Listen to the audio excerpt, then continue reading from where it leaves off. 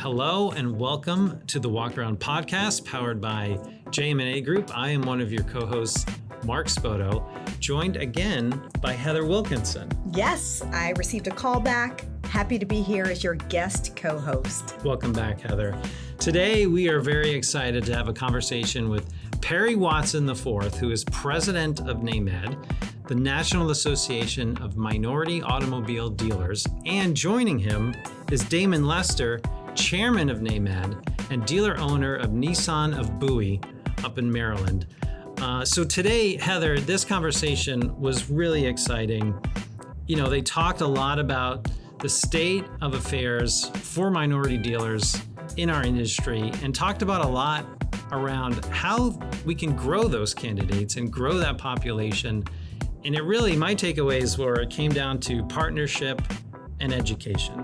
Yes, we learned a lot about how to become an automobile dealer and really some optimistic insights as we head into the end of 2024. So great conversation. Yeah, for those of you listening who are dealers, there's some optimism in front of us. Absolutely. So let's take a walk around with Damon and Perry. Well, we have two extremely special guests with us today on the walk around, Perry Watson and Damon Lester. Thank you both so much for joining us and taking the time to be on the walk around. Hey, thank you for having us. Thank you. Thank you very much. So Damon and Perry, we always like to start a little bit and hear our guest's background because each of you have unique stories and your journeys of how you got to where you are today in the automotive business. I'd like to hear that from our guests because in reality, a lot of people don't always take a direct path to automotive. Sometimes they choose to go in automotive, sometimes they don't, and they wind up there. So I'm curious, Damon, let's start with you. Tell us a little bit about your journey and where you are today.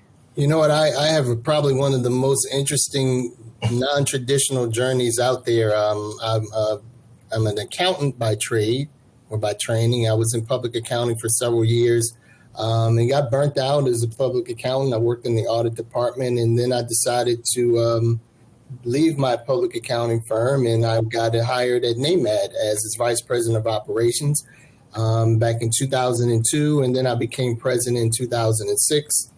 And throughout that old 20 plus years, 21 years, 22 years, I was running the association.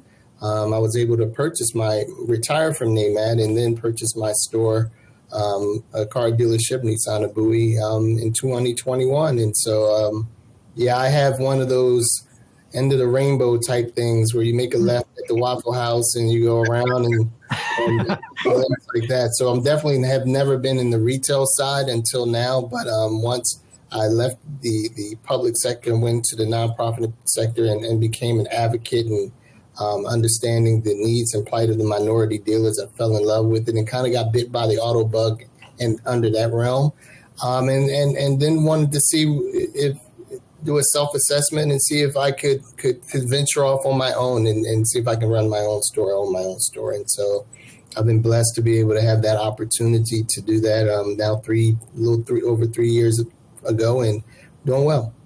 At the end of your rainbow, you've got a pot of gold there for you, right, Damon? That's right. Well, it's hard out here right now. So. Yeah, we'll get to that. Wait, we'll get to that. That's right. Harry, how about you? What's been your journey to where you are? So my journey actually right after college, believe it or not, I started out in the pharmaceutical industry. I called my grandmother. I said, Grandma, I got a job. She said, what are you doing? I said, pharmaceutical sales. She said, I sent you up there to college to become a drug dealer. I said, hold on. I get taxed. Okay. We need to get your grandma on the Right, podcast. exactly. Right. So long story short, during college, my family opened a Dodge dealership. And I got to a point where I did really well with Eli Lilly Pharmaceutical Company. Called my father. I said, hey, I know I want to be an entrepreneur. I'm not sure what I want to do. And he said, son, running a dealership will teach you everything you need to know about business. It's like running 7 different businesses under one roof. So I took the jump in 2000 and became assistant general manager at our Dodge store, worked my way up to become the general manager of our Lexus store eventually in 2004. So I was managing the dealership for about 16 years. And during that time, I was involved with NAMAD. So Damon and I indirectly were working together. I was the secretary, vice president, and president of NAMAD NextGen. So I was very familiar with the organization. Then worked in the vendor side of the business. So, got a chance to see what it was like working with dealers on the software platforms. And then eventually Damon said, hey, you know what? I'd like you to come over and be the next president of NAMAD. And so we've been working together since then, and it's a great honor. I feel like it's, working for family, because most of the dealers, fortunately for me, I've grown up with, and so take a lot of pride in it. It's interesting how your career paths intersected. Yeah. Perry, you coming out of retail into the role as president of NAMAD, and then Damon, you leaving that role, now going into retail and now as chairman. So you all truly probably can feed off of each other and your experiences and grow together. Yeah. And speaking of growth, coming out of the most highest attended, I believe on record, NAMAD conference in Miami, what were the main takeaways and themes that you heard from your dealers and and both the OEMs? I'll start with you, Perry. Yeah, so, it was very interesting because a lot of the dealers were very, very happy to have the opportunity to have those intimate conversations with the OEMs, right?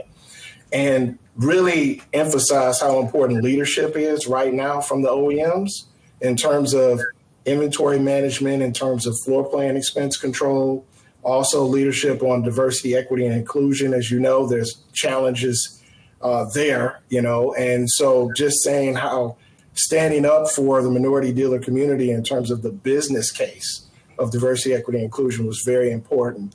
And then I think the other thing was just, again, the leadership that's required from both the dealers and the OEMs on this transition into the EV future, right? Mm-hmm. So, and then for those who are aspiring to be dealers or dealer candidates, same things, just opportunities to really understand what it's going to take to be successful. So a lot of great conversation, and we couldn't be more pleased with the turnout, over 1,200 attendees. So, yep. Damon, what was your thoughts on the conference? This was probably the first conference that I actually attended as a guest, but also as a board member. So I didn't have the day-to-day responsibilities as president. So this was really my first conference where I can kind of soak things in. And it was a little overwhelming for me. I would be honest with you, because you're so much involved with the day-to-day and the planning and being able to let it go and watch Perry and the rest of the team execute it. And then me being kind of a full circle as well, being named the chairman of the association now, or chairman of the board, is definitely a huge honor. There's also a sign that they don't want me to leave, but it was definitely a good way to really see things from a different viewpoint versus the day to day, and it's definitely different. Yeah. So Damon, that's interesting. Now you are a dealer and the chairman of the NAMAD organization. So being in the role of chairman and dealer, how have your goals, or what are your goals or visions representing the dealer side now? And how has your perspective evolved since now being the dealer owner and now chairman of NAMAD? I would say for one, when I was an employee, I had a different perspective of listening to knowing the theory, but listening to the practical side, right? I've heard the stories of dealers and what the plight dealers are. Now me being able to transition to this side of the table, so to speak, like I'm on the practical side, I know the theory side, and now I have more of a vision, more of a 360 vision, so to speak, on how I can assist the association moving forward. Now really knowing what some of the challenges and seeing where I foresee challenges are coming for our dealer body, particularly our membership, within the next months and years to come. And so There's things that I want to do, particularly on the profitability side. I think we really have to hone in because, COVID went and gone, and those years have stopped, and those years are gone, and those were unicorns, so to speak.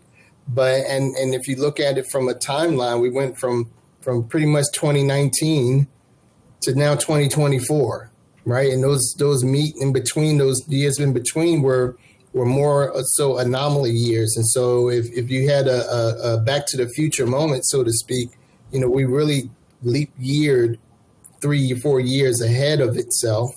But now we're back to really what 2020 would really look like if there was no pandemic. So it's things that I see on that end, and understanding now. I understand as someone who tried to get a store from a membership standpoint. I understand what it takes from Perry, because it's a lot of energy that comes his way, and understanding how to navigate that, and understanding as one that is an advocate and done all of the testifying on Capitol Hill and all those things still part of me. Those are all attributes that I've been able to carry into the dealer world, or being an owner. And so instead of having 4 employees, I got 65 now. And so it's huge. There's a huge a learning curve. But it's also cool because I've been prepared for it, but just in a different way.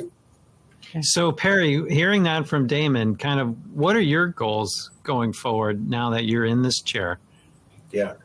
Well, I think Damon hit the nail on the head. The most exciting thing to happen to me at the conference was there was a young man who heard about NAMAD through a broker 4 months before the conference, jumped on a plane, didn't know anybody there, to set up one-on-ones for an opportunity to pursue getting the deal.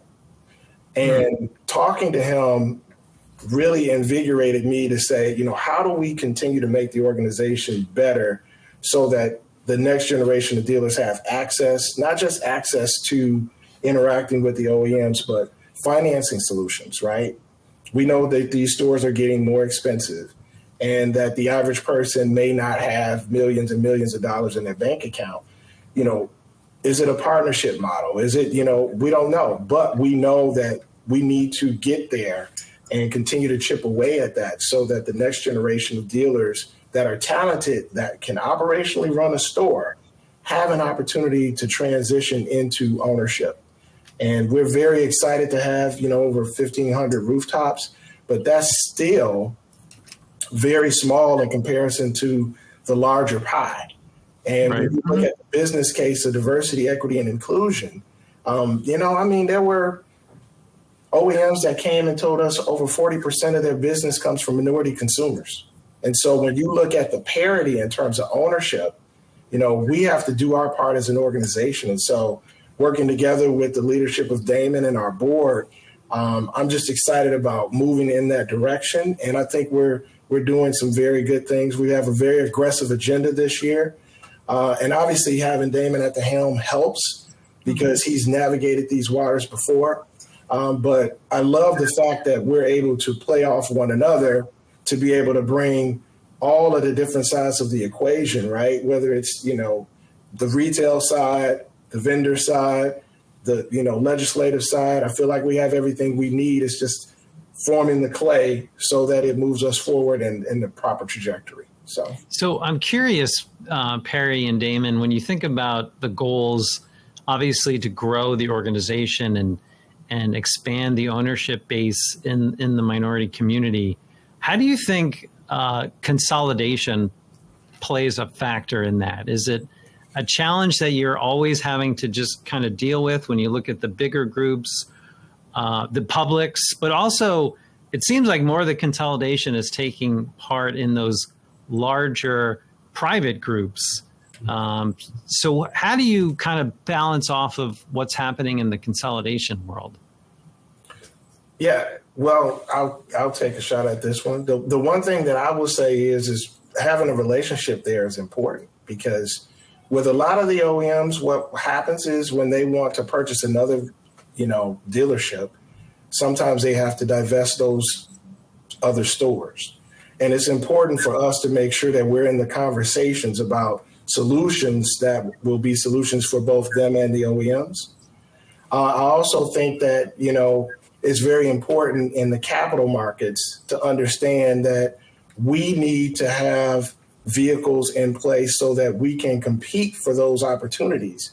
I think when you look at customer satisfaction, the thing that most OEMs will tell you is the individual that's in that store, that shops at the grocery store, that goes to the Little League games still has a competitive advantage. And it doesn't mean the publics are not great operators. It just means that if you're there in that community and you have to interact with those customers, boots on the ground, still have an advantage. So I think that there eventually will be a partnering where you will be able to have minority dealers partnering with publics for ownership possibilities. And I believe that NAMAD will play a significant role in it. That's an interesting take because it allows for that connectivity in the community. And I know, Damon, in the Maryland area, you're very involved in the community with many of the boys networks there, through your fraternity, and that connectivity piece being the owner of the dealership as far as a publicly traded. That partnership also allows for more growth of minority representation in the automobile industry as dealer owners. And that's a huge opportunity. Thinking about the purpose and intention of NAMAD, you mentioned someone who you met that came to the conference, found out about it 4 months ago, came there to look for an opportunity. Part of NAMAD is attracting potential new opportunities for OEMs to meet minority candidates that can become dealers. It's also NextGen. And Perry, you mentioned something about NextGen and your involvement. And I know that is a big piece of the NAMAD organization. Can you tell us a little bit more about NextGen? And as you're thinking about it, what can partners, vendors, suppliers, OEMs, companies like JM&A and other providers out there, what could they be doing to help the next gen and future dealers and to see more Damon Lesters in the world? Yeah. Well, that's a great question. One, next gen is just what the name implies, right? This is our next generation of dealers. And so I think it's important to understand that in that room, while yes, there are sons and daughters of dealers, there are also those who are pursuing their first dealership opportunity. And so we like to make sure that we convey that to the public so that they know that, hey, if you are interested in getting a store and you are a dealer candidate, NextGen is a place for you. Can I add something to it? Yeah. And if you look at the dealer body in of itself as an industry where it's aging, right? And it's important for us to have new buds continuously be able to sprout. And so our Next Gen initiative, although it does provide access, it provides opportunity, as Perry mentioned, not just for the sons and daughters, but it also gives opportunities for those who aspire to become a dealer. And our mechanism, and Perry will probably touch on it, which is our NAMAD Dealer Academy, so to speak. And our academy is a way where we can start to train us, for us, and by us. Right. Absolutely. You mentioned scale and consolidation. Consolidation is meaning it's contracting, but for us, it's also scale and growth. Yeah. And so what Perry mentioned about the public entities, we have to be creative to do our scale and growth, but also use our sowing and reaping the soil and watering and nurturing it, those next gen, to make sure that they're ready for that opportunity as well. So we have I would say a 360 approach to this, because we don't want to do, what we're trying to prevent is the tradition of our aging dealer body, or our current dealer body, who's really, in the scheme of things, young. We're all first generation. Right. But within the age, our average dealer got their first store in their mid to late 40s. Yeah. So they're in that 30-year mortgage time frame, right? We don't have a dealer, a very finite number of dealers within that's been a dealer for over 30 years that's still in business now. And so we're still young, but we have a lot of wisdom. But that wisdom needs to be passed on, which is what Perry has been able to do when he was heading NextGen and sitting in all those seats, because he understands, because he's in and of himself as a unicorn. He knows the vendor, he knows the dealer, he knows being an advocate. So what we're trying to do with it is to make sure we can grow our body, by our body, for our body, and being able to have people prepared to step in those roles. And it may not be everyone being able to sit in this big chair, but it's a chair right next to you. Mm-hmm. And that's what's important and what we're trying to do, that, it's this world that we're in, this environment, partnerships do matter. And we have to be comfortable with being a partner and learning how to be a partner as well. Yeah. I want to go back to part of Heather's question. So you guys articulated kind of the efforts that you're doing on behalf of the NAMAD organization, but let's talk a little bit about partners, suppliers, vendors. They have a role in this too. So what can they be doing, and what would you recommend to those organizations to be a part of this and to help grow that effort? So believe it or not, I'm going to go back to my pharmaceutical sales days. Oh, here we go. Is grandma involved? But interestingly enough, when I was in that role and I would call on doctors, an interesting thing happened. I realized, I have an expertise to bring to the doctor, because during med school, they spend this amount of time on understanding the efficacy and all of these things of the drugs or the products, right? So when I came to the table and I could educate on my specific product or disease state, it helped them become an even better doctor. I don't see this model any different, because Damon will attest to this. Dealers today have to be a jack of all trades. That's true. Sure. I'm not taking anything away from the generation before, but, I say this all the time. Maybe the oil embargo was one of the biggest events that hit the automotive industry. If you think about the last 20 years, 9/11, 08 recession, COVID, all this stuff happening, right? You have to be a psychologist, a psychiatrist, write COVID policy. You have to know all this different stuff. And so the way that you efficiently generate net profit in a dealership is by being efficient, productive, right?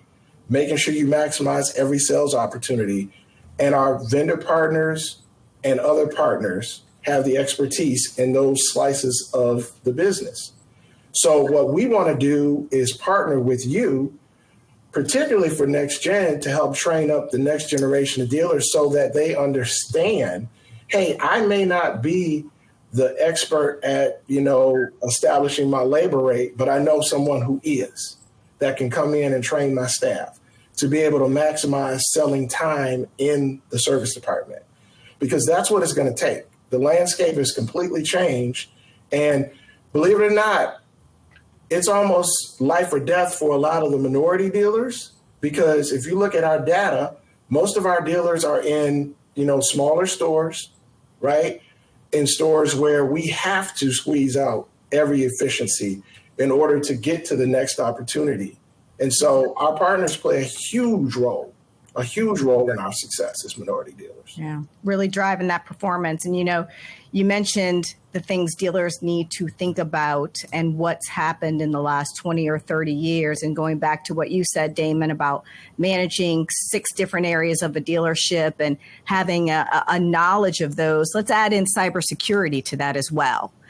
On top of everything else, having to understand your fixed operations, your variable operations, your accounting, and on top of it, let's go into IT, cybersecurity, compliance, FTC CARS rule. And Damon, with your experience prior to becoming Nissan Bowie, what do you draw off of the most? What do you feel like you tap into the most that really was a unique skill set that you have now being a dealer at Nissan Bowie in Bowie, Maryland? For me, I would say having an empathetic ear And the three things that I tell our folks here: I want you to be kind, be empathetic, and show gratitude. And that carried on the nonprofit side on NAMAD. That carries well because our customers are our customers. As when I was in Perry's seat, our vendors are our customers, and our members are our customers as well. And so, if you do attend the NAMAD conference, you feel like you're at a family reunion. Right, that's the vibe that you have. No matter if you're a minority or a non, it is straight a feeling that I probably can't quantify or tell anyone until you actually experience it. Mm-hmm. But for me, I think I've come in during the COVID, so I saw what not real life is, and now we're like real life right now. Mm-hmm. So it's definitely different. The skill set I think we all need to know, is that I know the difference between a debit and a credit, right? And I know that side, mm-hmm. and that has definitely helped. But being able to be really in the people business, and we're in the relationship business at all, and so everyone who's in my store, or who my vendors are, we call them partners. And you mentioned about the cybersecurity and the outage that happened with those of us with that vendor. I pulled our staff together. This is a quick story. And I said that before there was a Commodore 64, we wrote things down. Right? Remember the That's Commodore right. 64? Paper and pencil. Paper and pencil. That's right. So write it. And not your phone as a calculator, an actual calculator. Well, it was, we've heard from some other dealers that went through that experience that it was a good opportunity to kind of reset, mm-hmm. and just make sure, like, how do we take a deal before all of this technology and make sure we're serving the customer in the best way possible. So in some cases, you never want to go through that type of experience on purpose, but there are some positive takeaways from it. Mm-hmm. Was that your experience, Damon? Yeah, absolutely. But then I also realized how young my staff was. Mm-hmm. The calculator was their phone, and that's no joke. Like, they really thought the calculator versus having a 10 key on your desk. So it's like real primitive stuff. Let's go get a 10 key calculator first, and then let's learn how to write versus type. And so all of those things, that mechanics that you learn in school, you forget because technology we've been so dependent and so used to using technology that now when it stopped, we didn't know how to pivot. Yep. And for us being an accountant, we used to have to write on 14 and 18 column paper and use an eraser when you screwed up the footing of a spreadsheet. So it was easy for me to adapt. It's like, okay, let's get pencils versus writing with pens. And so those things, going back to those types of basics, but you kind of took for granted on how important and how dependent we are on technology. But it does make you go back to what was important, to ground zero, and being able to be detailed with your writing. Because once you write, you won't forget. That's right. That's the muscle memory of writing. And versus when you're typing, it's easy. It's just a transactional or mechanical thing to do. So those are one of the biggest takeaways. But it was very stressful, though. I'm sure it was not fun at the beginning there. Perry, I want to go back to what you were talking about in terms of the goals of the organization. And we talked a little bit about some partners and what partners can do differently and educate. I love that aspect of it because that's so important from an automotive network and community, is how do we learn from each other. Mm-hmm. But if you're talking to someone who is aspiring to be a dealer, let's say someone that needs to know what they should prepare for, what would you tell them? I'm curious, Perry, from your perspective, and Damon, who has made the leap into being a dealer, what should they be thinking about trying to move into that role? Two things. One, get trained up. And we have the NAMAD training program that we're kicking off, which is focused primarily on NextGen, right? So NextGen members as well as dealer candidates. Because at the end of the day, you have to be able to know how to run a deal efficiently with, proficiency, and to make sure that you know how to take care of customers, you understand how to manage culture. But then the other thing is you've got to work on your finance package. You have to be able to have relationships with banks, financial partners. You have to be innovative in your approach to the OEMs. You got to have the whole package. And so those are the type of things that we are working with the next generation of dealers on.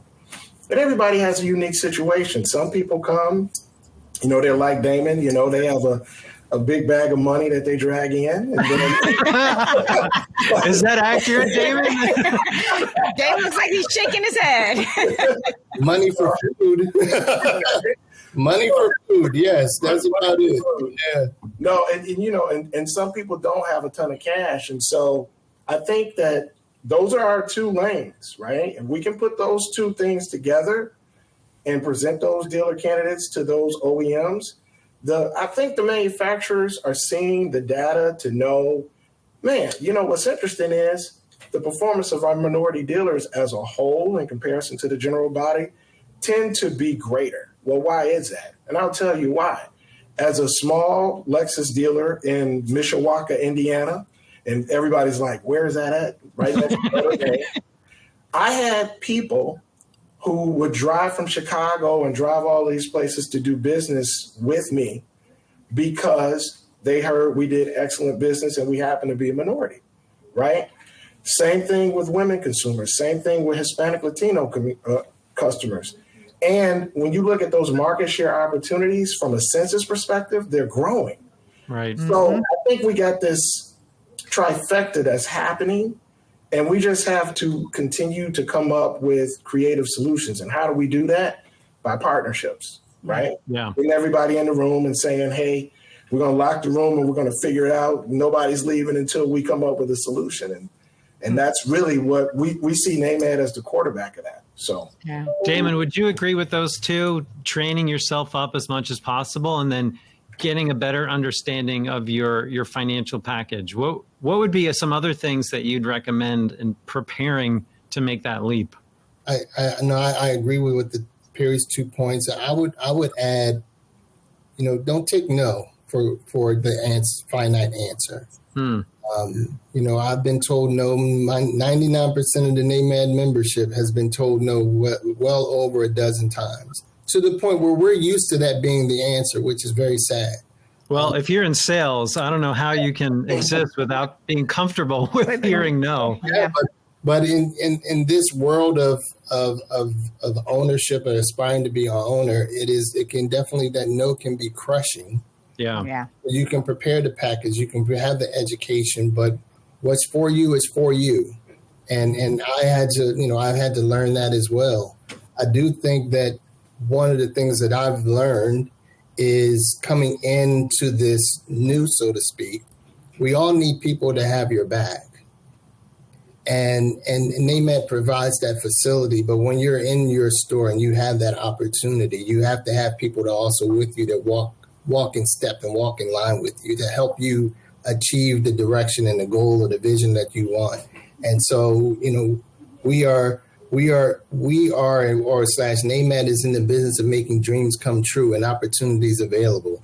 And that's what we've been successfully doing for the past 40 plus years. But ultimately, we have access, we have opportunity, but meaning manufacturers need to want to take that risk. Mm-hmm. You're seeing scale based on people not wanting to be risk adverse. So we're giving more to the same people. We need to be able to spread the wealth and be able to take risk. Yes, it is risky, and we have the membership base and the vendor partners that will help, right? Not necessarily to sell, but to help be successful. And so for us, it's all about everything that Perry says, but it's also about knowing what you have to, not always want to have that Toyota or always want to have that Honda. The goal is to get in. Get the deal. Get in, perform to the best of your ability, and hit every metrics that the manufacturer requires you to have. Then that determines how you will be able to multiply. I think a critical piece of that as a potential candidate to become a dealer. You said what's for you is for you. And minority dealer opportunities don't always come in Atlanta and Dallas and South Florida or LA.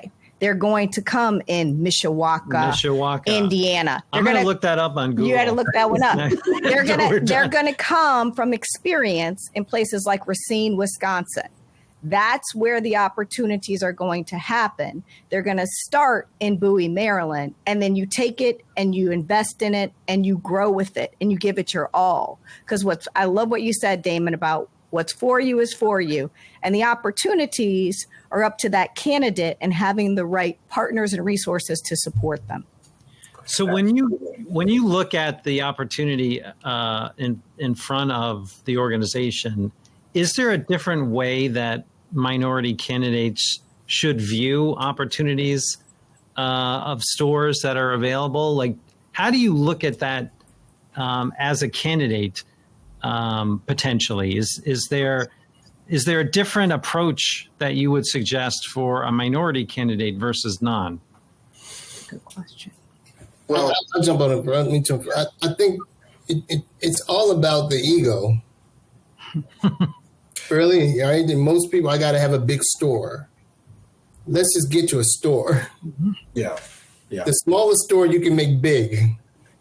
The bigger store you can make bigger. Right. So I don't think it's a minority or non-minority thing. I think there's a sense of humility here that you have to have, that you're not always going to have a luxury franchise for your first store. Most of the people who are non-minority dealers, they all started off with one store. Right. Then they don't multiply themselves. And so that store may have been a Ford that turned into a Lexus. That may have been a Chrysler that turned into a Mercedes or a Honda or a Toyota or a Nissan. So I think there's this humility aspect that we all have to have and know and trust. Right? Trust internally, trust spiritually, that it will, when it's your time, it will be frictionless. There's going to be some arrows and darts and obstacles in your way, but the ultimate goal will really be frictionless because you will know, no different when you buy your first home or you go get your first apartment, this feels right. And that's the gut that you are going to have. And so I think that's ultimately for anyone, minority or non, that you don't put a square peg in a circle hole, and it will work itself out the way it's supposed to work. Yeah. Perry, would you agree with that? I agree with everything he said. I mean, that's very important. I think the other side of it too is, the practical business requirements for saying, yes, I'm going to jump into this. I don't know that it changes per se for minority dealers. You still want to look and say, hey, are there units in operations for service? Was the customer satisfaction good? Can I deliver better? Right? You want to look at, the throughput in terms of sales. Do I think I can inch it higher? So those things don't change. But I do think what Damon said is critical. Mm-hmm. Don't be in love with being a dealer. Make sure that it's the right opportunity for you and your family, because it's a lot of work. It's very difficult to run a business, and you have to be in it with a sense that, hey, this is where I'm supposed to be, because that's what gets you through the tough times. And so I think that is definitely the most important thing that I would say to dealer candidates is, don't fall in love with just taking any deal. Make sure it's the right one for you and your family. And remember, my dad called it dealeritis. Make sure you don't have dealeritis. Remember, I was on the podcast a couple years ago. I ain't have no gray hair. Now I got gray hair. So be careful what you ask for, right, Damon? Listen, I don't know if that's a bad thing or a good thing. I don't have any hair. So, okay. Yeah, and I'm just holding on to what I can at this point. So we all feel it. Absolutely. So we want to go to the best part of the segment. I think we could go on with Damon and Perry for another hour, but easily. we want to be mindful of your time, and we want to move into now our final segment that I like to call Yes, really, Best you Bets. like, because Best Bets. we know that Mark, tends to want to take risks. I may be He's taking a risk with me as his co-host today. Well, I think you've certainly stepped up and filled the role. Okay. So I'm sold. All you right. got the gig. But Damon and Perry, we will throw out a couple of scenarios and ask of you, where are you going to place your bets? So the first one is related to the growth of NAMAD. And I think at this point, Perry, you may have said that the number of minority rooftops in the U.S. is hovering right around the 1,500 mark. And you guys are obviously looking to grow that. So let's throw out an over-under. So 2,000 minority rooftops in 5 years. Are you over or under on that? I'm an eternal optimist, man. I'm going over. I'm like, okay, he's going over. Let's do it. Let's go. Let's go. Yeah. Damon, what are your thoughts? Over under 2,000 in 5 years? Over. Over. All right. Said with Love confidence. it. All right. Said with confidence. Okay. All right. I'm going to put my money where Perry and Damon are. I am too. Wouldn't you? Absolutely. All right. Why not?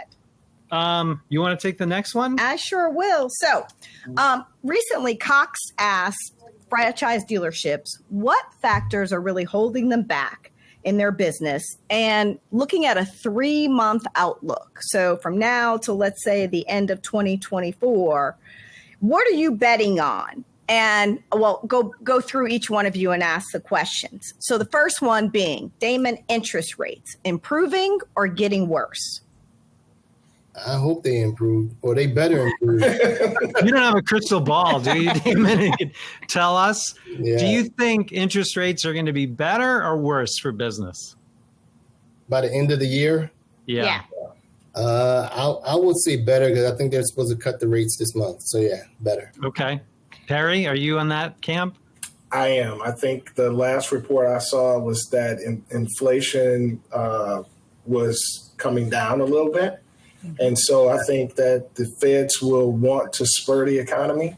So I'm going to definitely go with lower interest rates by the end of the year. So based on that, with the interest rates coming down, we assume, based on those responses, would you both feel like the economy between now and the end of the year, better or worse? You answer first, Damon. Good move, Perry. I like it. You're hedging your bet. Out of respect for your leadership, sir. You're hedging your bet. Tough. Is it just a direct answer, yes or no, or I got to put a commentary behind it? I'm going to pray for better. Yeah. Eternal optimism. I love it. I love All right, so you're placing your bet on a better economy toward the end of the year for business. Perry, we're going to go back to you. What are you thinking? I'm going to go also. I think it's going to be better. I mean, not to be political, but I think regardless of who does what, as far as the election, we'll know. And I think people will start to want to move forward. And I also think that, as we towards the holidays, consumerism picks up. Mm-hmm. And so I'm hopeful that the second half of the year or last quarter will be strong. And particularly I'm hopeful for our dealers that, people will buy cars. So I'd say I'm bullish on that. All right. Awesome. Well, that leads right into the next one. It sure does. So looking at the political climate, between now and the end of the year, Cox asked these franchise dealers what factors could be holding back. Could the political factors, could that be political climate being negative for sales, positive for sales? How do you see that 3-month outlook? I'll start with you, Perry. So I think that regardless of how the election goes, I think the biggest question for dealers in particular is, okay, what's going to happen with EV, right? Right. Are we going to be continuously pushed into that direction, or are we going to have rational thought and let the consumers kind of catch up? We're seeing hybrid vehicles really take off. Sales are extremely strong. And so I think that what's going to end up happening is that the election will push people a little bit, but I think that for the most part, the car business will continue to do whatever it's going to do. I think that both candidates, quite honestly, I understand that a strong economy is a benefit to, either party. So I think we're going to see them work in that direction. And I think we'll be the beneficiaries of that. Okay, another positive outlook. Yes, absolutely. Damon, are you in that boat as well? I'm going to ask, can you repeat that question, please? Yeah, Perry went on a long time there, which is great. So Damon, political climate past the election, is that going to be positive or negative for sales? Being as though I'm in the DC area, it's going to be positive. Okay, love it. By the way, both of you you're both bucking the trend of the Cox Automotive, because their survey was lots of pessimism. That's right. For the first time, their rating on all of these was below a 50 from the dealer. So it's good to hear that you guys have some optimism. You know why? Because I would say that you don't want to wish that. Right. I don't want to put that out in the universe, because there's now, things, that type of crunch, although, I'm not saying that they're wrong, but we have to always have a positive outlook, because our responsibility is to keep this industry on a positive note, keep the brands on a positive note, keep everything on a positive note. But it better be better. Love it. All right, our last best bet of the segment.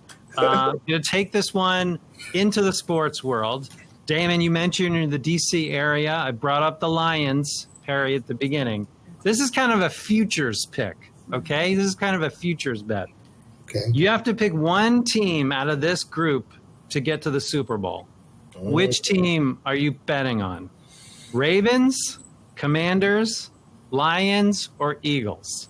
Which one of those teams are getting to the Super Bowl? Oh, that's Eagles all day. Eagles all day. Philadelphia Eagles. That's right. Wait, time out. Disclaimer, he's from Philly. Damon, where are you going? Or no, Perry, where are you going? Well, he's from Philly. I'm from Michigan, so I'm riding with the Lions all day. All right. We'll have to come back and see how that works out. We will definitely have to regroup on this one. Damon, Perry, can't thank you enough for the time, for the insight you've shared. Thank you so much. Hell, thank you. Thank you. Appreciate you guys.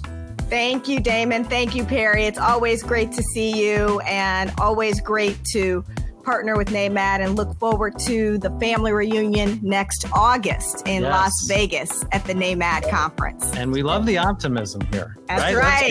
Let's go. That's Let's right. go. Thank you both. Thank you. We really appreciate you joining us today on The Walk Around, and we hope you enjoyed the episode. Please be sure to like, share, subscribe, and follow us on Apple, Spotify, YouTube, or wherever you get your podcasts. All episodes are brought to you by the JM&A Group, and a special thanks to our team, Caitlin Swanson, James Gahn, and Michaela Gerritsen. We look forward to seeing you next time on The Walk Around.